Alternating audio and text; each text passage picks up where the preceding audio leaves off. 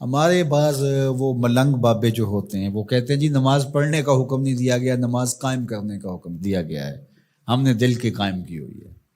یہ ان کی خود ساختہ توجیہ ہے۔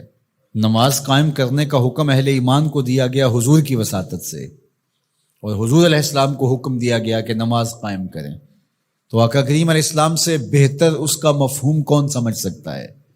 تو آقا کریم نے رکوع اور سجود والی نماز پڑھی اور قیام نماز کا عملی اظہار لوگوں کے سامنے رکھا، پھر اس کے اندر کیفیت کس قدر ہو تو یہ پھر جتنی قربت اللہ کی بندے کو نصیب ہوگی اس قدر وہ آگے بڑھتا چلا جائے گا۔ تو یہ باطل توجیہات یہ جاہل لوگوں کی، جس کے بدن سے بدبو کے ببوکے پھوٹ رہے ہوں اور جس کے جسم میں جوئیں پڑی ہوں اور جس نے 6 سال سے غسل نہ کیا ہو، وہ اس اعتماد سے کہہ رہا ہوتا ہے ہم نے قائم کی ہوئی ہے، ہم نے دل کی قائم کی ہوئی ہے۔ اللہ اکبر۔ تو یہ اس معاشرے میں ایسے لوگوں کو ماننے والے اور ایسے لوگوں کی باتوں کو غور سے سننے والے اور ان جاہلانہ باتوں کو معرفت کی باتیں قرار دینے والوں کی کمی بھی نہیں ہے۔ تو اللہ تعالیٰ جل شانہ سے ہدایت مانگنی چاہیے کہ اللہ ہمیں ہدایت کا نور نصیب فرمائے۔ تو اقامت نماز سے کیا مراد ہے؟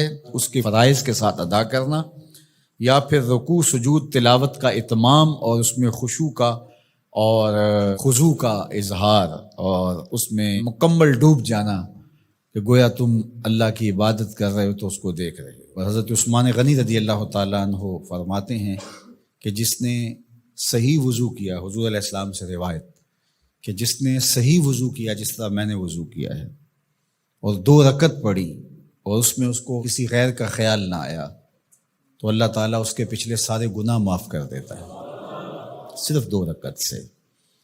لیکن اگر ساری نماز ہی خیالوں سے بھری پڑی رہی اور تصورات کہیں اور بھٹکتے رہے اور انسان کھڑا نماز میں ہے لیکن بہکتا کہیں اور رہا، تو پھر وہ نماز کی صحیح اقامت نہیں ہوگی۔ تو اقامت صلاۃ سے مراد جو ہے وہ یا تو اس کو فرائض و واجبات کے ساتھ ادا کرنا، اور دوسرا مفہوم کے خشوع کے ساتھ پورے اراکین کا اعتدال اور اتمام۔ تو دونوں اس کے مفہوم بیان فرمائے گئے ہیں۔ تو ظاہر ہے کہ ابتدا کے اندر تو کوشش ہوگی کہ فرائض واجبات پورے ہو جائیں، تو وہ خشوع اگر نہیں بھی حاصل ہو پایا تو پھر بھی کوشش جاری رکھنی چاہیے، نہ یہ کہ اب وہ تو کیفیت ہی نہیں نصیب ہو رہی تو میرا نماز پڑھنے کا کیا فائدہ۔ حضرت محدث کچھوچوی علیہ رحمہ سے کسی مرید نے کہا حضرت نماز پڑھتا ہوں لیکن لطف نہیں آتا، مزہ نہیں آتا۔ تو آپ نے اسے سوالیہ انداز میں پوچھا کہ اس کے باوجود بھی پڑھتے ہو؟ اس نے کہا جی وہ تو فرض ہے، پڑھتا تو ہوں۔ تو آپ جھومنے لگے، فرمایا واہ واہ، تمہیں مزہ نہیں آتا پھر بھی پڑھتے ہو؟ اس کا مطلب ہے تم مزے کے لیے نہیں اللہ کے لیے پڑھ رہے ہو۔ تو اگر لطف آ جائے، وہ کیفیت، وہ حظ، وہ تو بہت بڑی بات ہے، لیکن اگر نہیں بھی ہے تو اس کا فریضہ تو ہے اس کی طرف سے جو عائد ہوتا ہے۔ تو وہ شکل بنا کے تو کھڑے ہوں، وہ صورت بنا کے تو کھڑے ہوں، تو کسی دن وہ کیفیت بھی پیدا ہو جائے گی۔ خورش دے بدر را جو کب کو حمام کہ یک روز افتد ہمائے بدام۔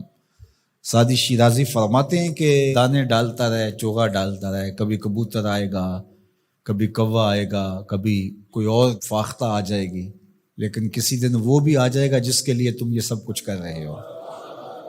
تو اس لیے محنت کو جاری رکھو، کوشش کرتے رہو، تو ایک دن انشاءاللہ اس کیفیت میں بھی چلے جاؤ گے۔ دروازہ کھٹکھٹانا چھوڑنا نہیں ہے، دستک دیتے رہو، کبھی تو بوا کھلے گا نا، کبھی تو آواز آئے گی کھلا ہے دروازہ آ جاؤ اندر، پھر اندر سرور کی وادی ہوگی، کیف کا جہاں آباد ہوگا۔ اور آقا کریم نے ہمارے لیے آسانی پیدا فرما دی کہ اللہ کی عبادت اس طرح کرو کہ گویا تم اسے دیکھ رہے ہو، اور اگر یہ نہیں تو کم از کم یہ کیفیت تو ہو کہ وہ تمہیں دیکھ رہا ہے۔ تو اپنی اپنی کیفیت ہوتی ہے، بہرحال نماز کو ترک نہیں کرنا، بھرپور کوشش ہو کہ خشوع و خضوع کے ساتھ نصیب ہو۔ تو نماز کی اقامت کا یہی مفہوم ہے۔